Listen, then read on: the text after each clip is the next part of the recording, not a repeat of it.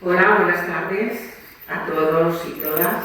Bueno, una tarde distinta y vamos a comenzar de otra manera, en esta ocasión, con la sesión titulada La pasión por el cine, en homenaje a Francisco Javier de la Plaza, director de la Cátedra de la Universidad de Valladolid, entre los años 1982 y 2008, hasta 2008.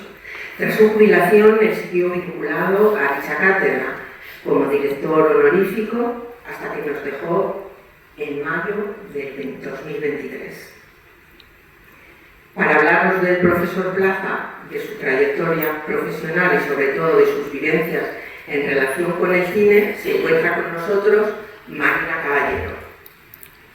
Marina es compañera en nuestra asociación cinematográfica La Fila y viene participando en este festival desde sus inicios. Ha entrevistado a directores de cortometrajes y ha realizado charlas sobre diferentes temas, todos vinculados al mundo del corto. Paralelamente, ella escribe prosa y poesía, trabajos que han sido publicados en diferentes revistas y libros colectivos de Castilla y León. Tiene editado el poemario Así al instante y desde 2010 colabora con la revista Atticus, edición impresa y digital. Tras la charla se proyectarán 4 cortos de afanados directores. Os dejo con Marina Caballero. Muchas gracias a todos.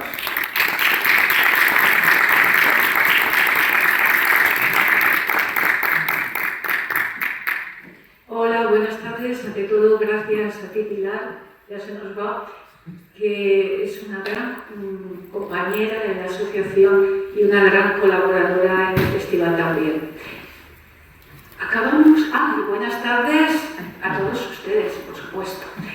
Bien, pues acabamos de escuchar antes un fragmento de la banda sonora de la película del Tercer Hombre, una película de Carol Triz, que precisamente este año celebra el 75 aniversario de su estreno.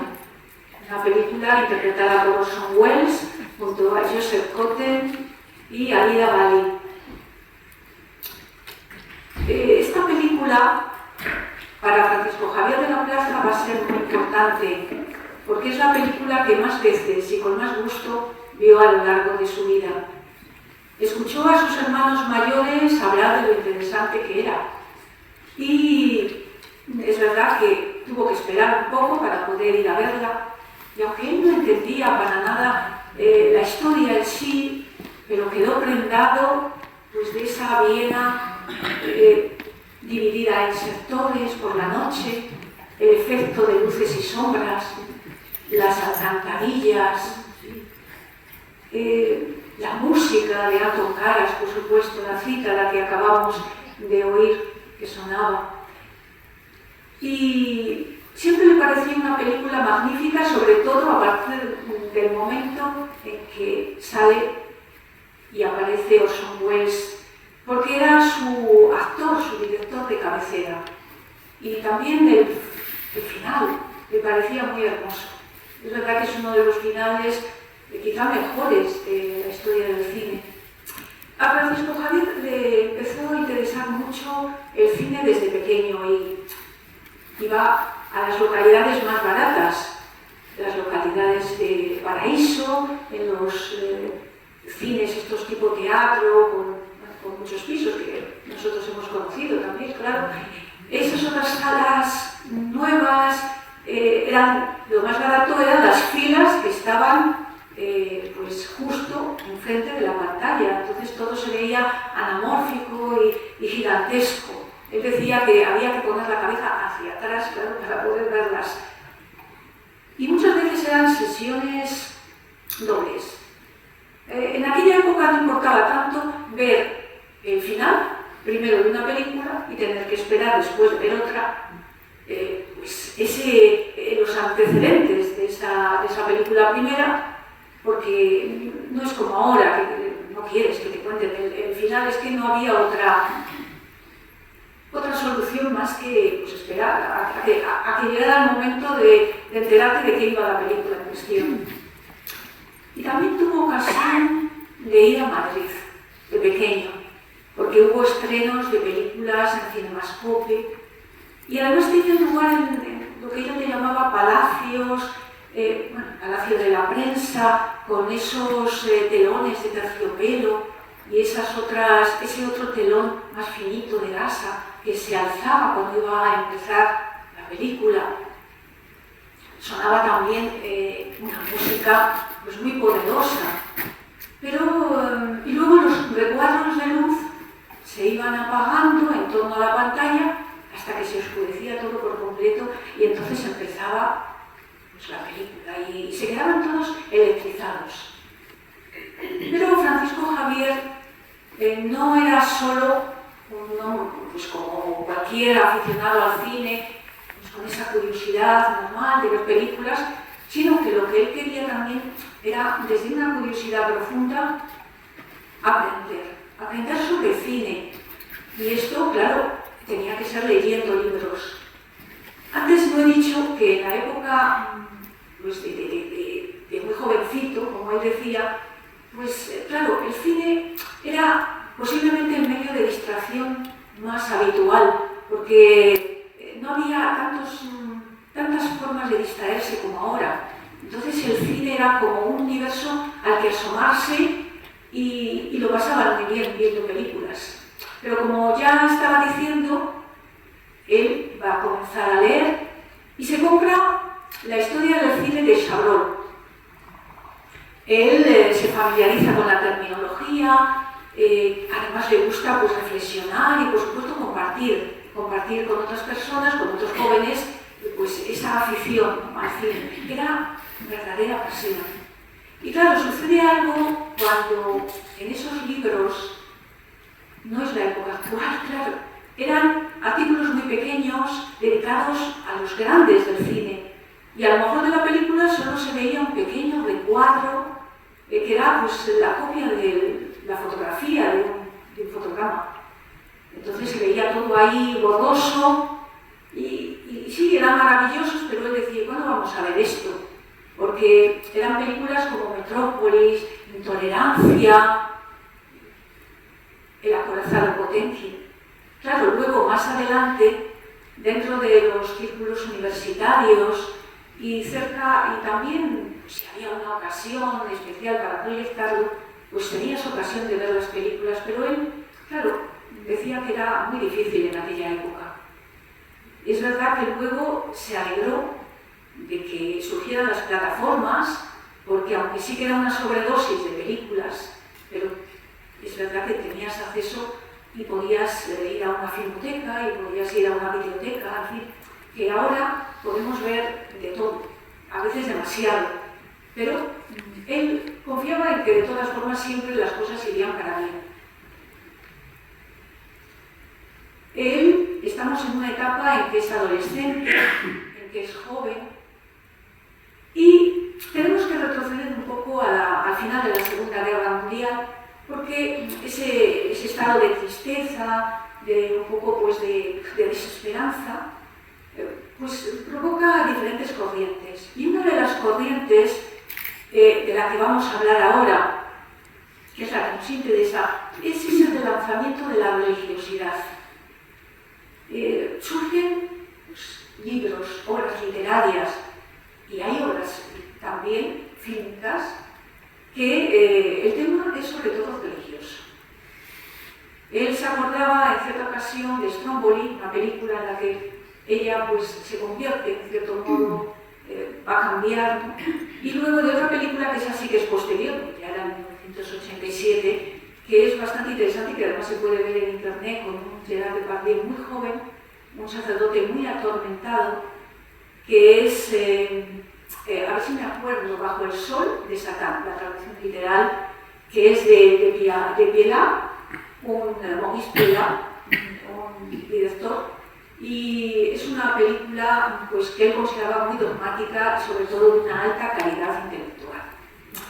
Pues bien, todo ese cine religioso pues motivaba algo curioso que él contaba, como diciendo, bueno, parecerá un poco así, pero a veces se quedaban hasta las tantas hablando sobre teología y llegaban a casa tarde, y claro, decía, ¿quién se va a imaginar que estamos hablando de teología cuando llegamos tarde, ¿no? Porque hay algo que hay que tener en cuenta. Francisco Javier tenía un sentido del humor que solía incorporar mucho a sus charlas.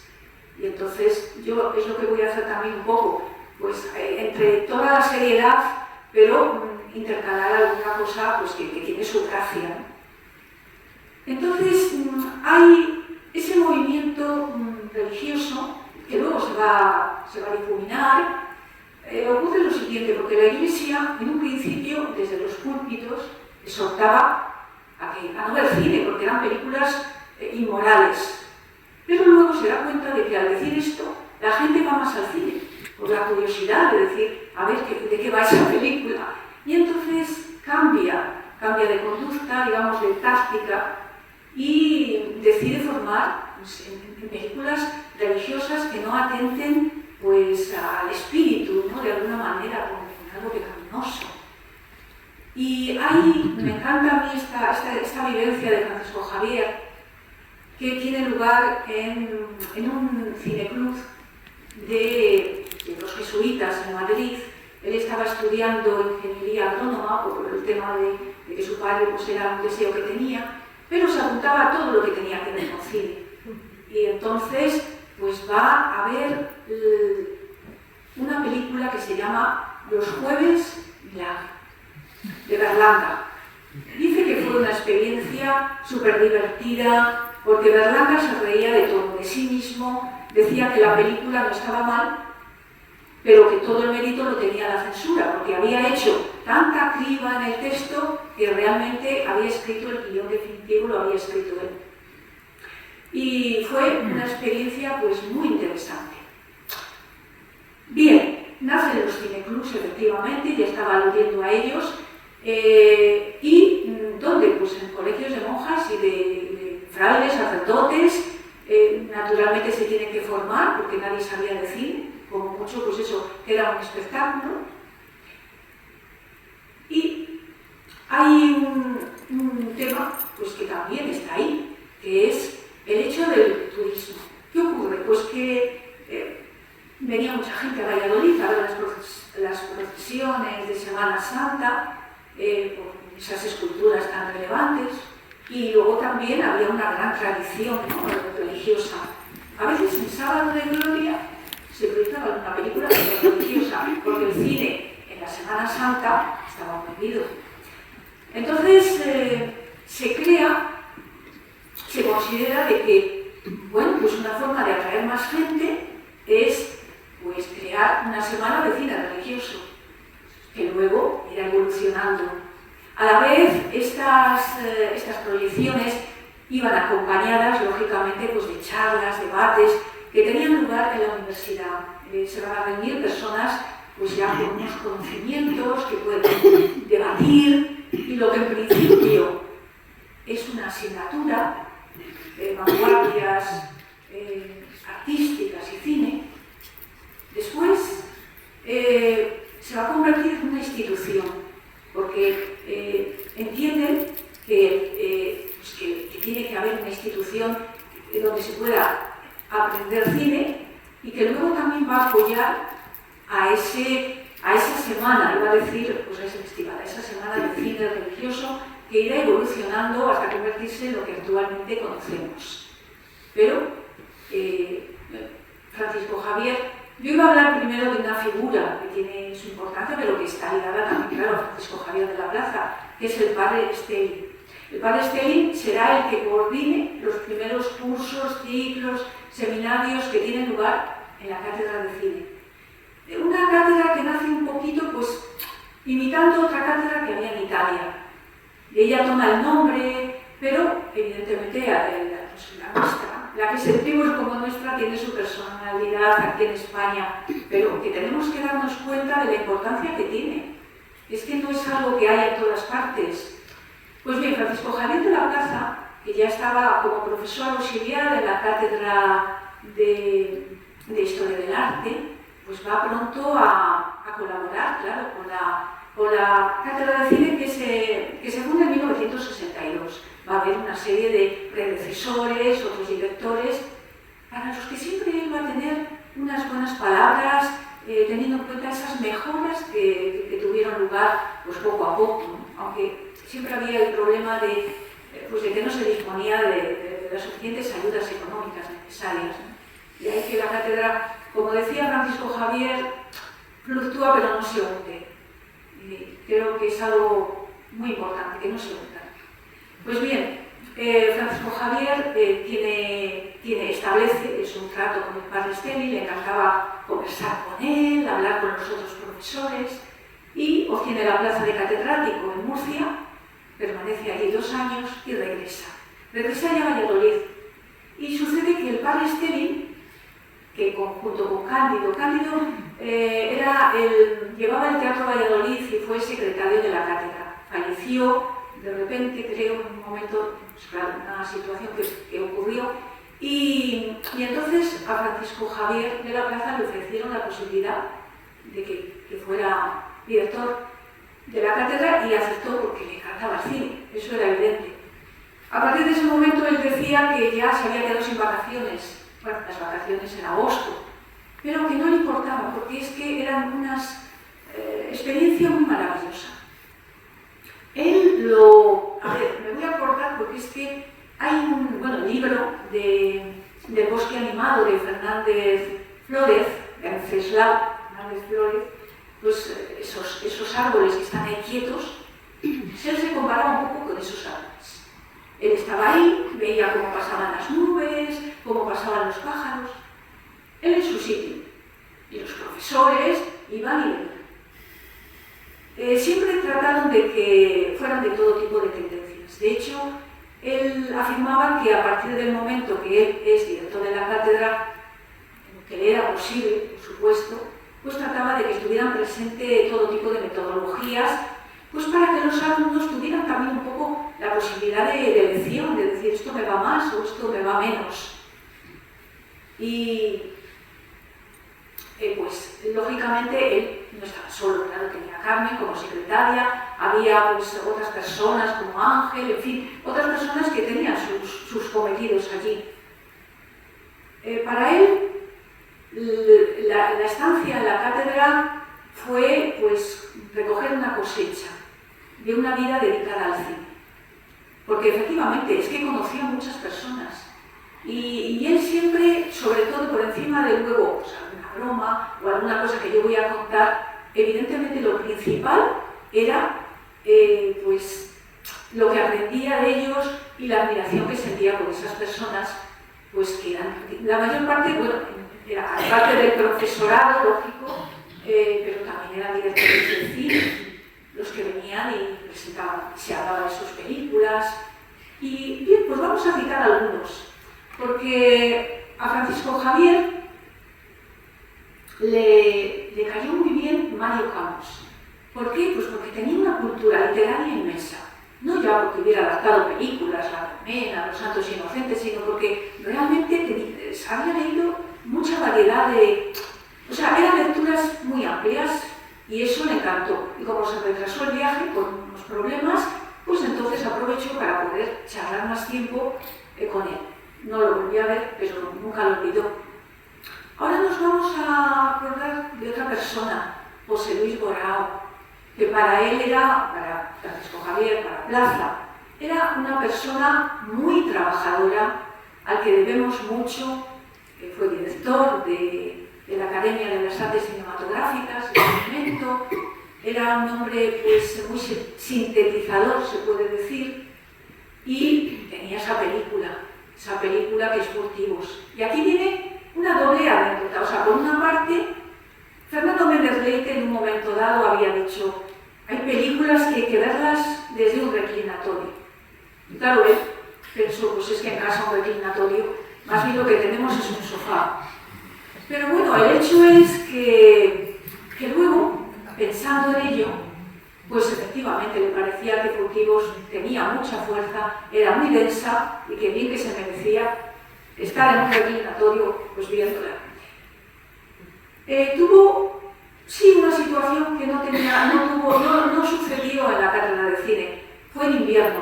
A ver, la Fundación Jorge Guillén pues había invitado ya a otros personajes, invitó a José Luis Borao a que diera pues varias charlas un poco sobre lo que es la realización cinematográfica. Esto tuvo lugar en el aula triste de la universidad. Recuerdo que de triste nada, porque José Luis Borao es que le ponía una fuerza al asunto y el tren, para ya marcharse a Madrid, pues no salía de las vías habituales, salía de una vía que estaba un poquito alejada.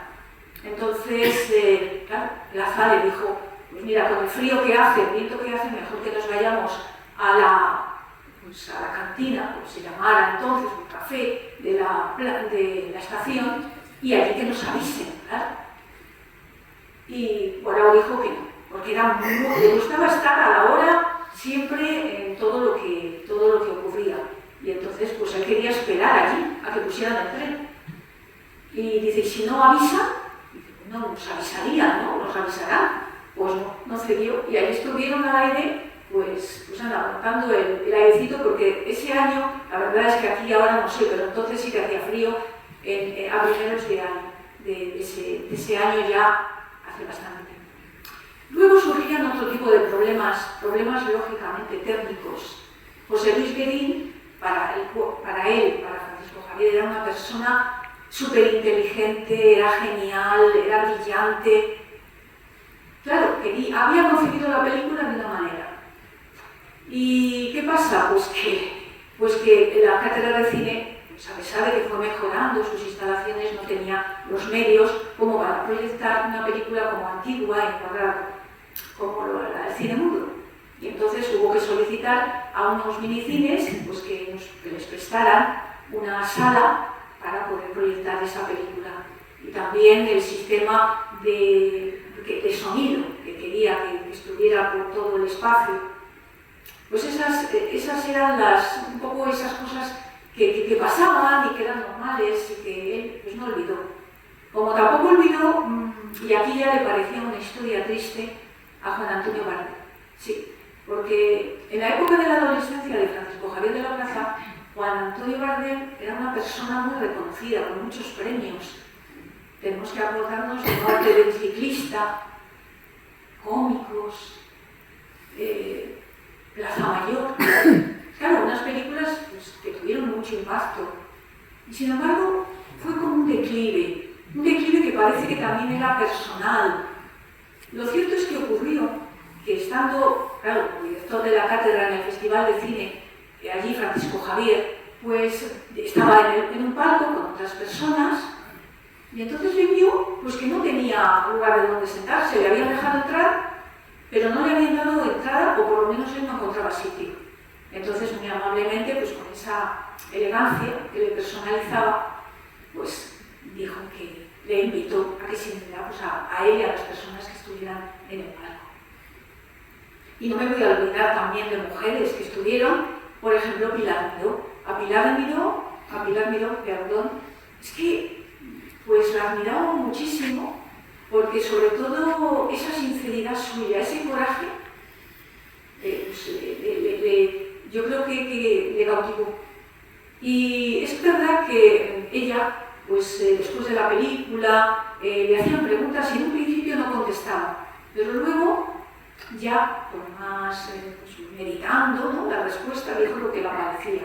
Y eso sí que lo admiró. Y así, pues claro, tantas personas, hasta que luego pues, se jubila en el 2008, pero siguió ligado de una manera pues afectuosa y supongo que ayudando en lo que pudiera, pues al frente, bueno, cerca de la cátedra de cine, era su familia, de alguna manera. Y claro, pues, llegado a este punto podemos decir, uy, ¿qué películas le gustaban a él así? ¿Qué cine? Pues es que no tenía un género determinado, o sea, un género que dijera que tenía fijación con él. Lo mismo le gustaba pues, las películas de animación, que tenían mucha gracia, sobre todo si eran ingeniosas. Como podía gustarle pues, una película de Akira Kurosawa, Rashomon, porque porque de alguna manera había ese escepticismo, perdón, ante, bueno, pues lo que consideramos la verdad absoluta. Le gustaba mucho. Y, por supuesto, el sentido del humor, cuando estaba ahí, pues en una película como Cantando bajo la lluvia, no todos son números musicales, claro, o con Faldas a lo loco, o una película pues más cercana, como Roma, de temática social.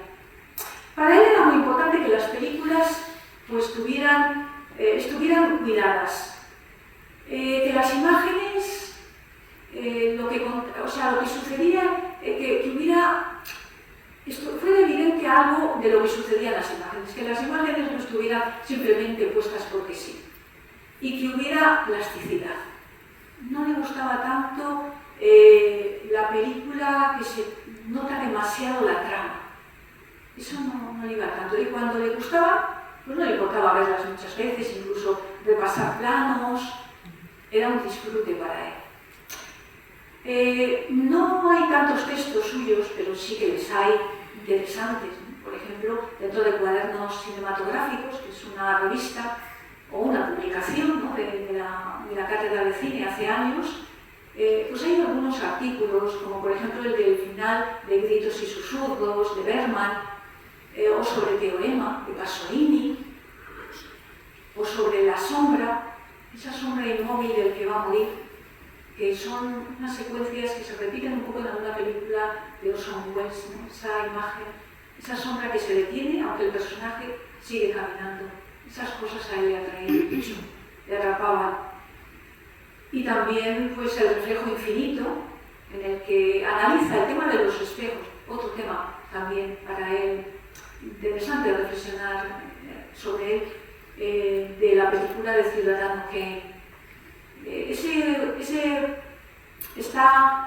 artículo está publicado, él ya se publicó en su día, ¿no?, hace años, pero luego pues, se lo pidieron y entonces está colgado en la revista digital de Revista Atticus, él lo cedió y se puede acceder fácilmente a internet, simplemente poniendo Francisco Javier de la Plaza, artículo, Revista Atticus, y te aparece, está muy bien.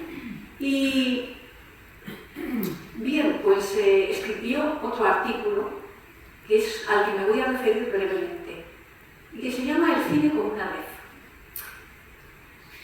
A Francisco Javier le gustaba mucho Borges, y le gustaban los relatos, por eso también los cortometrajes.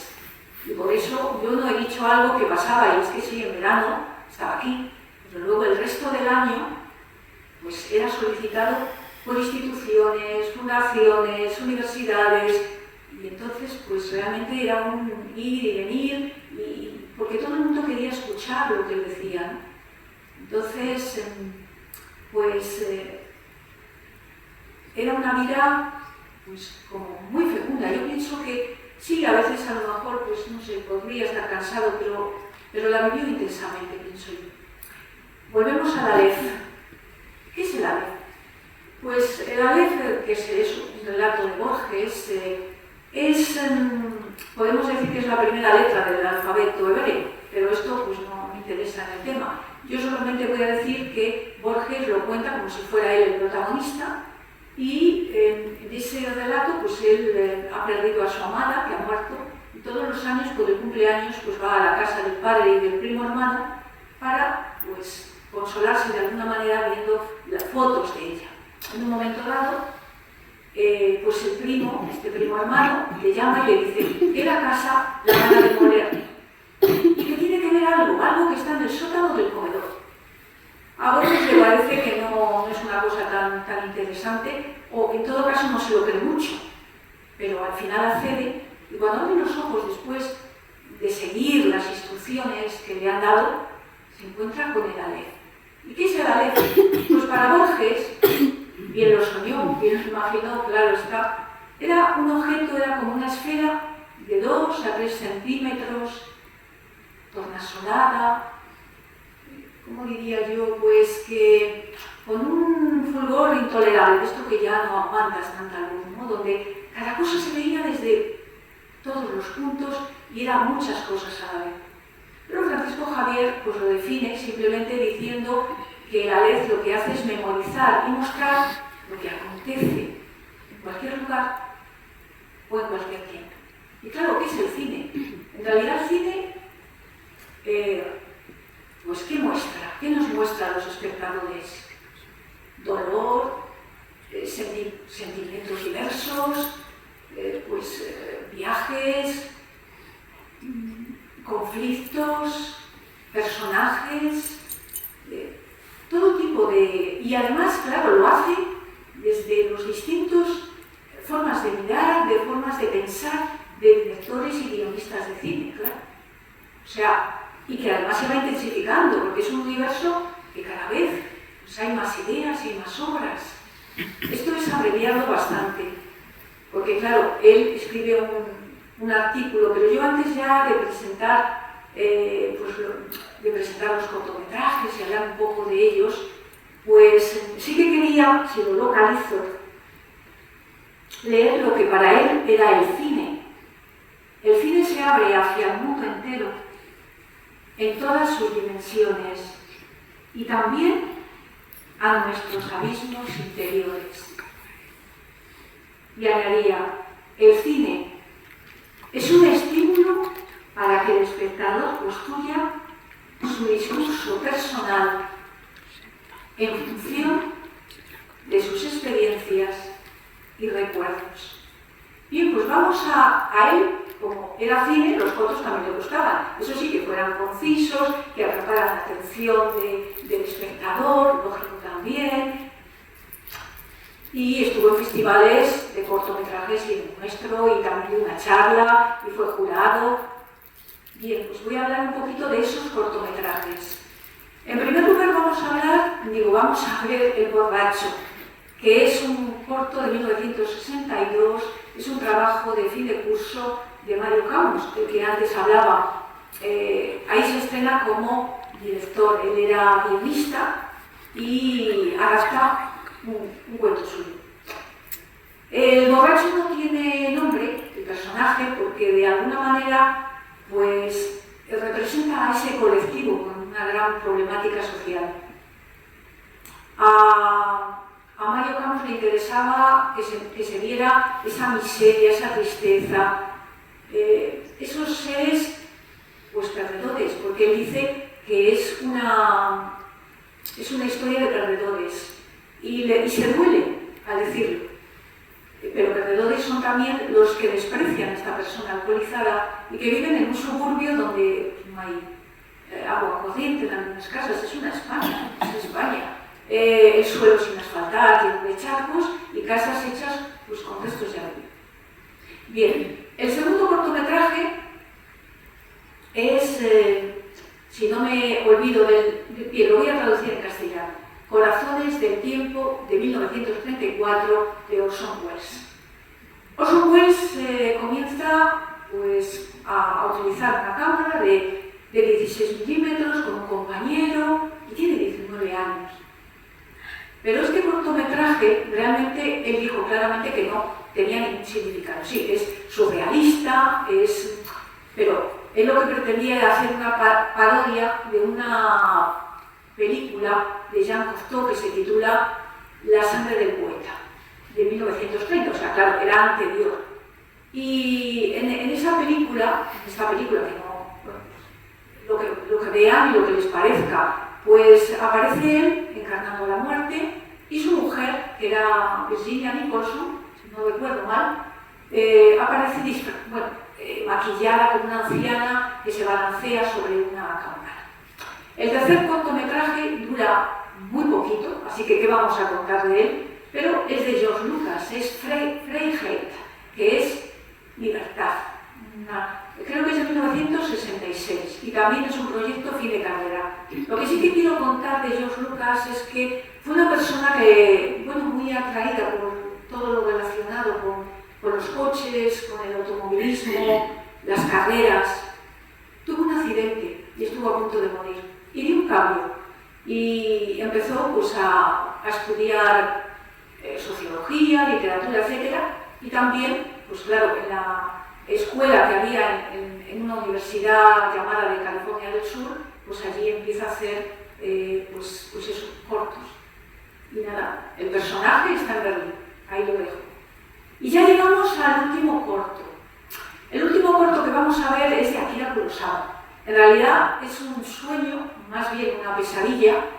de los sueños que componen un film que hizo que se llamaba Dreams, en 1990, por ahí.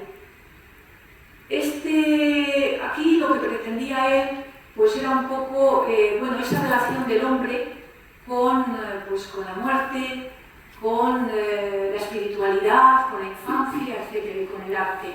Entonces son como sueños un poco independientes. Y este sueño en concreto pues es de un oficial que regresa después de que Japón, después de haber sido bombardeado, pues claro, ha perdido la guerra.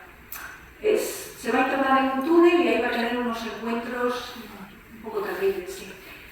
Y sí que quiero acabar con unas palabras, no exactamente las que pronunciaba, claro, aquí las usaba, pero que él pues realmente se arrepentía de no haber, porque él no plantó cara al militarismo japonés, por aquello de la censura, entonces luego se arrepentía y decía que tenía que decirlo. Bien, pues hemos llegado ya al final de esta charla y yo lo que quiero es, pues yo espero, no sé, ojalá exista algún lugar donde Francisco Javier de la Plaza pues esté y pueda haber seguido este acto y en todo caso, allá donde esté, pues nosotros le vamos a tener muy presente. Yo pido un aplauso para él muy fuerte, por favor.